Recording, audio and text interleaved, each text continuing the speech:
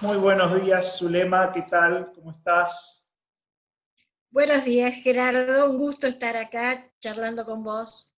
Muchas gracias por aceptar la invitación. Vamos a hablar de tango.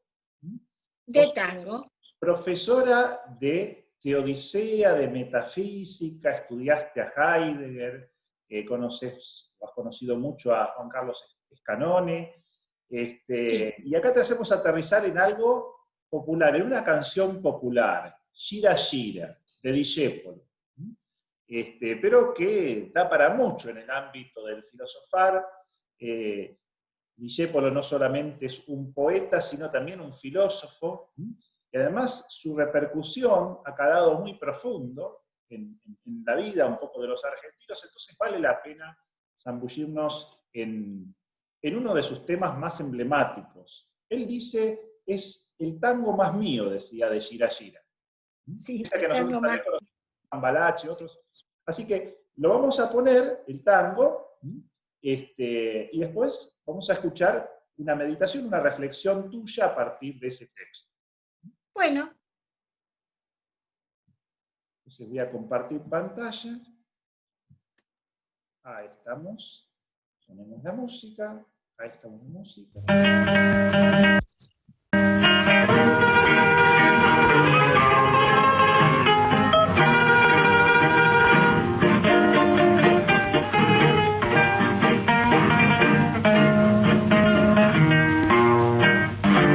Cuando la suerte que frena, fallando y fallando, te largue para. Cuando estés bien en la vida, sin rumbo desesperado. Cuando no tengas ni fe, ni yerba de ayer, secándose al sol. Cuando rajes los tamangos, buscando ese mango que te haga morfar. La indiferencia del mundo, que es sordo y es mudo, recién sentirás. Verás que todo es mentira, verás que nada es amor, que al mundo nada le importa. Gira, gira, aunque te quiebre la vida, aunque te muerda un dolor, no esperes nunca una ayuda, ni una mano, ni un favor.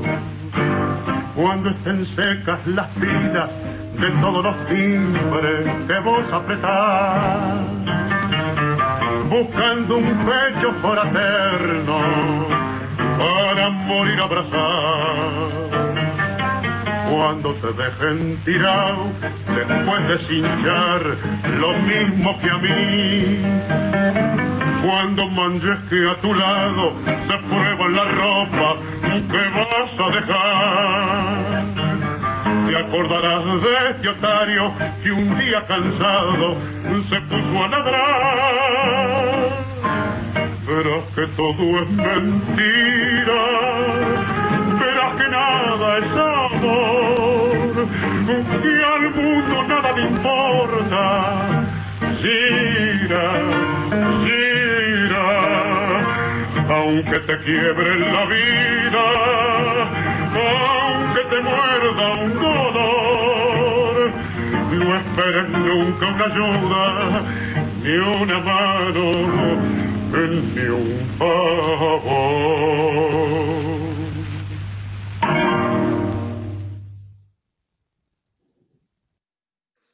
Hermoso. Bueno, después de los Discépolo, vamos con la cubierta. Basta, vuelve a arrancar. Sí. Ah. Es verdad, cada día canta mejor. Bueno, este tango lo cantó por primera vez Olinda Bozán, pero después, en 1929, pero después lo cantó Gardel y se hizo un corto con, con la canción y realmente fue un éxito abrumador. ¿Qué es lo que hacía Discépolo? denunciaba la crisis de valores en las que estaba sumido Buenos Aires en ese momento. Justo comenzaba el famoso quinquenio Millo, ese momento tan triste donde económicamente, no solo Buenos Aires, sino todo el mundo estaba en crisis económica. Y lo que tuvo Discépolo fue que focalizó los conflictos existentes aquí en Buenos Aires. Y tuvo, a mi entender, la sagacidad de hacer una focalización de esos conflictos de una manera innovadora. Él, por ejemplo, decía, no son tangos de protesta, no es solamente protesta. Él habla de, aunque lo quieran catalogar como que era del grotesco, o que era exagerado, era simplemente una lectura de la realidad tan triste que le tocaba vivir. Vos dijiste al principio que él decía es el más mío de los tangos. Sí, porque es lo que le pasó a él. Se fue de gira, no tuvo éxito económico, volvió y se encontró con un Buenos Aires que le daba la espalda. Y casualmente las palabras que él dice, el mundo gira, gira, es exactamente lo mismo que decía Heidegger en Ser y Tiempo en 1927. El mundo mundea. El problema lo tenemos las personas que queremos que el mundo sea algo racional y que encaje con nuestros valores, con nuestros ideales, y no le podemos pedir eso al mundo, porque el mundo no es así.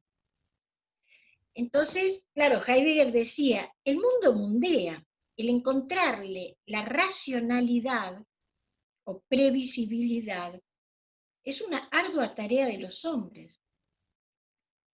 Pero él no lo encontraba, esa racionalidad.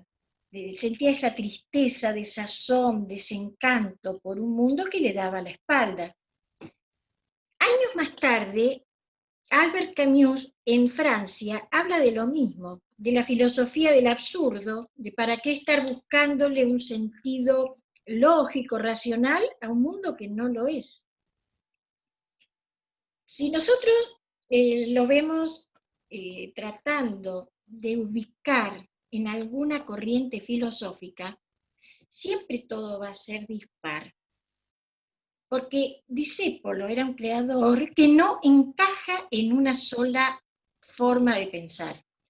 Si lo escuchamos a Sábato, nos va a decir que el tango es metafísico, porque trata los grandes problemas que tiene el ser humano. Cómo vivir, cómo sobrevivir y cómo enfrentar la muerte. Acá en el tango hay una parte interesante donde dice, cuando veas que se están probando la ropa, ¿qué vas a dejar? Y lo dice con esa carga de angustia, propia del mal momento que está viviendo. Si nosotros lo queremos ver desde el lado fenomenológico, y él simplemente describe el fenómeno social que está viviendo tal cual como lo ve.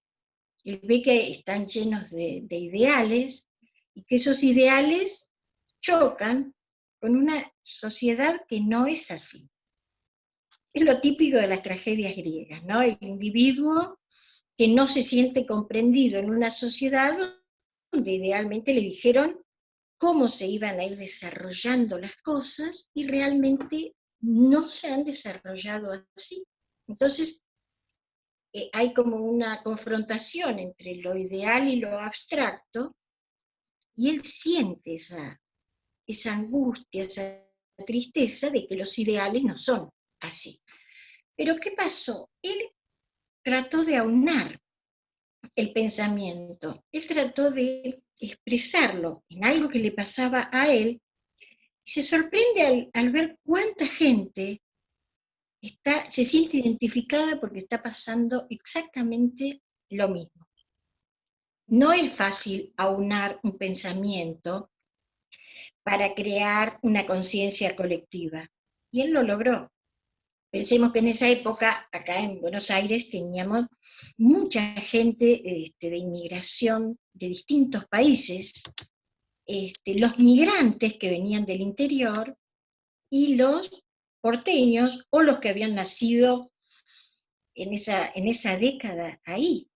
Entonces era un poco difícil reunirlos a todos a través del canto, y sin embargo él lo hizo. Aparte se expresó en el vocabulario que hablaba la gente de la calle, porque él estaba describiendo hechos y acciones de la gente. Tal es así que hay una anécdota con este tango, que en 1943 le prohibieron decir gira gira, porque el gobierno quería limpiar el vocabulario y sacar todas las cosas groseras, feas. Entonces le pusieron de nombre Camina, Camina. Y la primera parte donde dice, cuando la suerte que es grela, se decía cuando la suerte que es mujer. Si no, no se podía tocar en radiofonía. ¿Qué pasó? La gente no lo aceptó y siguió diciendo gira, gira. Y el problema hoy sería impensable cambiar grela por mujer, porque grela es un tipo especial de mujer, no cualquier mujer. Tanto fue así que con demandas a Sadaik se logró a los 10 años que vuelva a llamarse como corresponde, gira gira. Y hoy es una palabra común. Girar es dar vuelta de manera indiferente a lo que nos rodea, que sería el mundo mundea, o, si lo queremos ver, estar dando vueltas sin rumbo, pero no prestando atención al otro, siendo indiferente. Él veía como que la gente pobre, la gente que no era de éxito, estaba invisibilizada. Y él le cantó a esa gente. Y la gente se identificó con el tango y por eso los hicieron, tanto Calache como Gira Gira, fueron dos tangos que mostraron todo ese sufrimiento. Es un pensamiento triste que se baila, sí, pero es un pensamiento que se medita mientras se baila. Ese es el éxito del tango. Pasó de sus comienzos, cuando querían dar una lección moral, con la milonguita o la percanta que lo amuró, y de golpe, con Discépolo, se va transformando en un pedido de ayuda, un pedido de solidaridad, y desenmascarar que en las grandes capitales siempre hubo estos problemas de indiferencia, falta de solidaridad, y es lo que él busca, volver a ese ideal de una ciudad abierta, una ciudad que sepa comprender cuando la gente está mal. En este caso era mal económicamente, era la parte a la que él apuntaba. No sé si vos lo ves así también. Yo estuve tomando nota de algunas cosas que ibas diciendo, Zulema, y voy a intentar hacer como una especie de devolución. Él se focaliza, decís, en Buenos Aires y en su propia experiencia, y eso lo universaliza. Lo universaliza con respecto a los conciudadanos, porque a mucha gente le estaba pasando eso mismo en Buenos Aires, pero también le estaba pasando eso, o estaba teniendo esa percepción mucha gente seguramente en el mundo. Estamos en el año 30, plena crisis del 29, como vos decías, el quinquenio siguiente fue muy dramático. Y acá a mí se me ocurre una cosa, es decir, cómo en realidad lo universal es lo que nunca deja de ser particular. Justamente es universal porque se metió en su tiempo y en su lugar. A veces nosotros pensamos lo universal como aquello que acontece en otros lugares, en otras regiones o en otros momentos. Y no hay nada más universal que, mucho más desde una mirada cristiana, que la encarnación. Adentrarse en el propio tiempo y espacio, interpretarlo. esto que vos decís del lenguaje de la gente de la calle, que por lo tanto entonces permite que la gente no solo entienda, sino que se quede meditando. Baila meditando, ¿no es cierto? Y acá entra el aspecto estético, el aspecto artístico, el aspecto poético, que da que pensar. Esto se lo escuché decir muchas veces a Scanone comentando a Paul Ricoeur. Es decir, justamente el arte, el símbolo, da que pensar, ¿no? Y entonces aquí se involucra lo afectivo, lo corporal. Si además a esto se le ponen palabras que fácilmente son comprensibles, todo eso remite mucho a la vida. Y entonces tenemos que una experiencia que es propia y universal, mediada por el símbolo del baile, de las metáforas y el lenguaje del tango, dan que pensar a quienes están bailando o a quienes escuchan el tango. Y me parece que además esto es un modo muy propicio para ayudar a reflexionar en momentos de crisis, porque en los momentos donde hay estabilidad, todos tendemos a conceptualizar más, es decir, tenemos un lenguaje y una vida más ordenada, más estructurada, más previsible, pero en los momentos de crisis, evidentemente todo se tambalea, todo se sacude. Esa experiencia que tenía Discépolo, como vos lo decís, con términos de Heidegger, que el mundo mundea, gira, gira, desconcierta. Y entonces el mejor lenguaje para anudar eso que parece tironearnos en muchos sentidos, disgregarnos, es justamente el lenguaje poético. El lenguaje poético permite anudar lo que si no se dispararía en diferentes direcciones, sin baleine, es decir, pone junto lo que si no sería como arrojado en diferentes direcciones y nos fragmentaría. Entonces, el tango va cumpliendo esa función de anudar.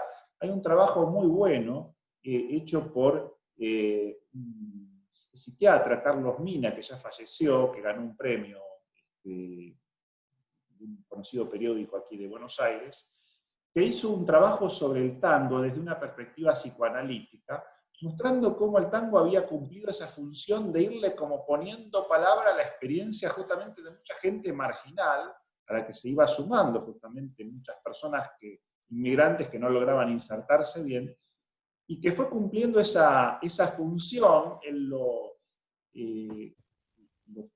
fecha esto más o menos hasta justamente la época de Gardel, en donde ya el tango se universaliza y empieza a ser producto de exportación.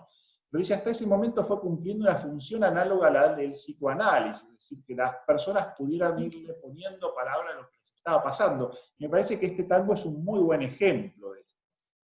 Cumple una función social. Me parece muy logrado también el recurso a las metáforas. Metáforas muy potentes este tango. La suerte que es Grela. Ahí anuda el mundo afectivo con el mundo existencial. Hay que recordar que Enrique Santo Discépolo perdió a sus padres de muy chico. A su madre creo que a los 3, 4 años, a su padre a los 7.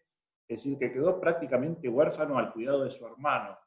Entonces hay una experiencia ahí como de abandono fundamental, de ese hogar de pertenencia, sobre todo de esa figura materna, que de algún modo lo deja como expuesto, arrojado a la existencia, para usar términos heideggerianos.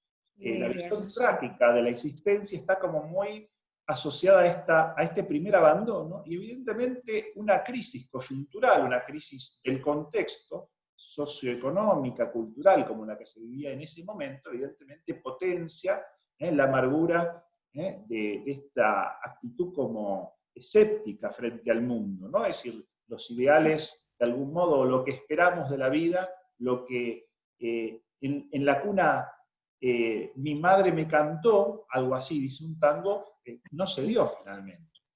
Hay un desfasaje entre lo que se espera y lo que se concreta. Pero decía que las metáforas son muy potentes. Por ejemplo, la suerte que es Grela,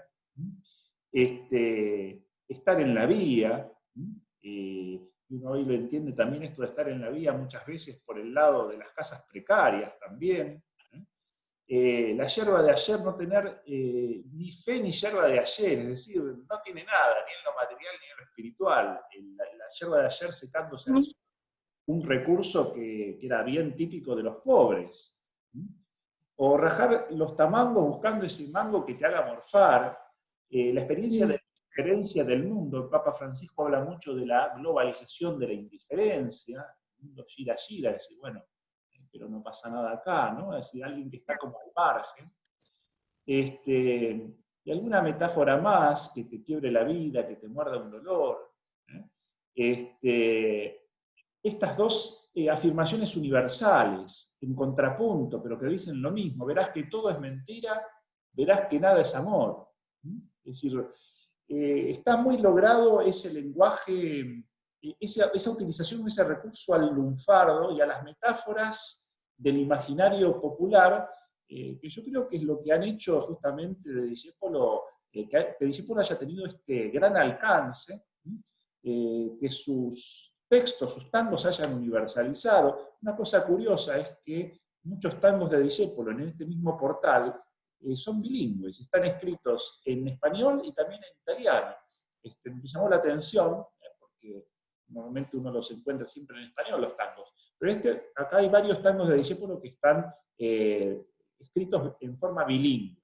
Bueno, estas son algunas de las cosas que se me ocurren, ¿no es cierto? Y también, de algún modo, desde una perspectiva creyente, yo diría como el contrapunto de todo esto. Si Discépolo se queja, y a veces lo hace personalmente con Dios, en varios de sus tangos, sí, zapa, señor. Hay una indignación ética, y en el fondo es porque hay alguien que en el fondo sabe, lo escucha. En el fondo hay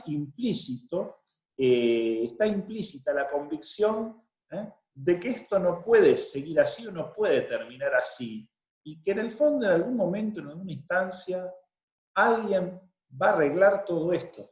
Tal vez con un cierto dejo mágico uno lo podría pensar esto, pero también uno podría decir, bueno, hay una implícita esperanza teologal de que en algún momento todo esto vaya encontrando otro tipo de resolución, nosotros mismos vayamos encontrando otro tipo de herramientas para poder llevar adelante esta situación existencial que por momentos es tan trágica y dura.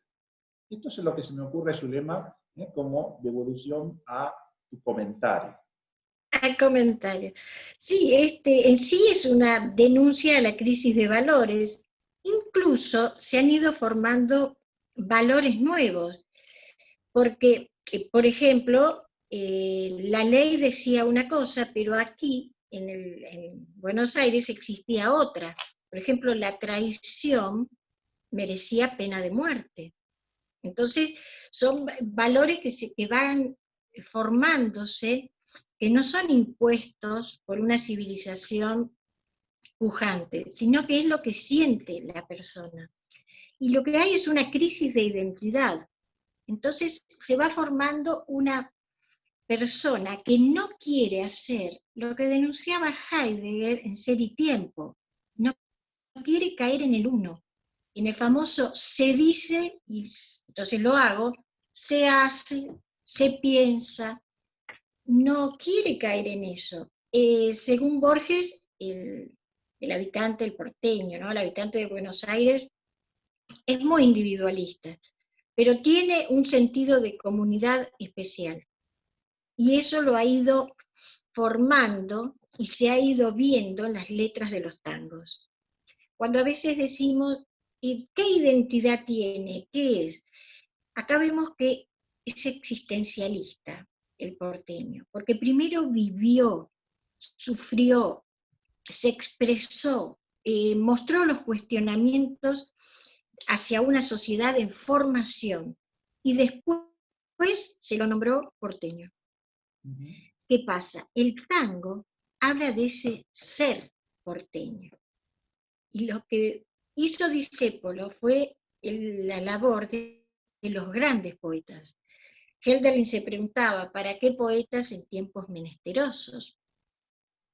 La respuesta es simplemente para unir lo disperso, para ser la voz de cada uno sin caer en el uno. El se dice y se hace y lo hacemos porque hay que hacerlo. Según Borges, el tango es un sueño soñado por los porteños. Y tiene razón, porque también tiene un dejo de sueño, porque hay como una irrealidad en la que viven, en la que se mueven los porteños de esa época y los de ahora, pero siempre dentro de un mundo que está buscando su propia identidad. No es de copiarse, porque muchas veces han dicho de Buenos Aires que copia a las grandes capitales, es una copia. No, el porteño es una rara mezcla milagrosa, pero tiene una personalidad muy definida. Y en estos tangos los vemos. Hay esa parte en la que dice que nadie te escucha, el mundo es sordo, es ahí donde él se siente invisibilizado, pero no va a claudicar. Y como vos dijiste recién, él cree, él es creyente, por eso le habla a Dios, ¿no? Cuando dice que zapa Señor, ¿qué ha pasado? Espera una respuesta, porque él sabe que algo de fe es necesario para seguir en la vida. Por eso dice, cuando no tengas ni fe ni yerba de ayer. Es como que cayeron todos los valores, pero en algún momento los tenemos que buscar de vuelta. Esa es la idea de él. Es una denuncia a un mal momento que se está viviendo, pero en sí hay una puerta como para encontrar la solución. Siempre se dijo que el tango no proyecta a futuro. Bueno, era un poco difícil proyectar a futuro porque era una sociedad en formación y todavía no estaban aunados. Pero luego, cuando encontraron ese modo de ir juntos por una nueva formación, unos nuevos valores, el porteño supo trabajar en conjunto. Creo que acá Discépolo también lo dice, esa precariedad que existía en 1920, 1930, se fue transformando en una comunidad, como lo llamaríamos hoy. Creo que esa sería la respuesta a este tango. Hay una transición, haciendo eco de lo que ibas diciendo, Zulema, hay una transición, toda transición cultural genera crisis, Sí. las referencias, lo que vos llamás valores, las referencias que habían van modificándose, lo que antes parecía lealtad ahora suena a traición, sobre todo de mucha gente que provenía del mundo rural y se inserta en la ciudad, en la gran ciudad, ¿no es cierto?, en estos procesos que se fueron dando entre finales del siglo XIX en Europa y sobre todo en los primeros decenios de nuestro siglo en países como Argentina. El tango cumplió una función mítica, volviendo a lo que vos decís, y si uno lo une esto a que Discépolo además se dedicó bastante también al teatro, cumple en realidad el tango de Discépolo la función del héroe griego, de algún modo, es decir, permite que nosotros nos proyectemos en ese héroe griego. Curiosamente, hay un tango de Discépolo con música de Mariano Mores que se llama Uno, es decir, en donde él de algún modo personaliza esa figura anónima en cierto modo, ¿no? Bien, son las cosas que se me ocurren un poco en base a esta segunda intervención tuya. Casualmente. De ir como repensando la propia identidad personal y colectiva en tiempos transicionales, donde no se ve claro, ¿no es cierto? Y donde, de algún modo, se anhela, de algún modo, tener referencias que de momento no parecen claras, pero que no dejan de esperarse. No es por alguien que se desespera, ¿no? Sino que en el fondo hay como una lucecita en el fondo del túnel que él sabe que está, ¿no? Y que en algún momento se irá manifestando. De hecho, esa expectativa él la depositó políticamente en el peronismo, cuando hizo, por ejemplo, este programa radial Mordisquito, se lo terminó conociendo con ese nombre, de adhesión bastante explícita al peronismo, que después le trajo bastante amarguras y en el fondo también lo llevó a una muerte temprana. Pero de algún modo, como que él veía por ese lado, plasmado, respuestas justamente a esta situación como de exposición extrema, de vulnerabilidad de tantas personas como él o de su entorno en la ciudad, lo cual expresa que de algún modo esa esperanza siempre estuvo a lo largo de su vida como presente. Exacto, sí. Sí, él siempre estuvo, pero justamente...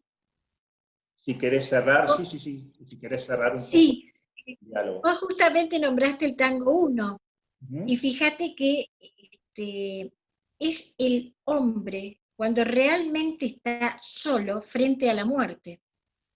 Ese es el tango 1, esa soledad para enfrentar la muerte, que es de lo que hablaban los filósofos europeos en ese mismo momento. Quiere decir que él logró transmitir en un poema en 3 minutos lo mismo que hablaban en Europa los grandes filósofos. Por eso es considerado, aparte de un gran poeta, un filósofo del tango. Esa sería la idea. Muchísimas gracias, Zulema, por este diálogo. Muchísimas gracias a vos. Hemos tenido también otro diálogo con Alberto Julián Pérez, también sobre Discépolo. Es un poeta muy interesante, muy rico, ¿no es cierto? Discépolo da para mucho, y sí, ha calado muy profundo, sobre todo los argentinos y de un modo particular en los porteños, después de tantas décadas. Gira Gira, Uno, Cambalache, son tangos que todos conocemos, que hemos escuchado de muy chicos, ¿no es cierto? Y que de algún modo también fueron incorporando como herramientas también para un filosofar personal y propio. Sí, y permanecen aún en la memoria colectiva, ¿no? Como dijiste vos, crearon un mito y es inamovible. Muchas gracias, Bueno, Zulema. gracias, Gerardo. La próxima oportunidad, entonces. Un gusto.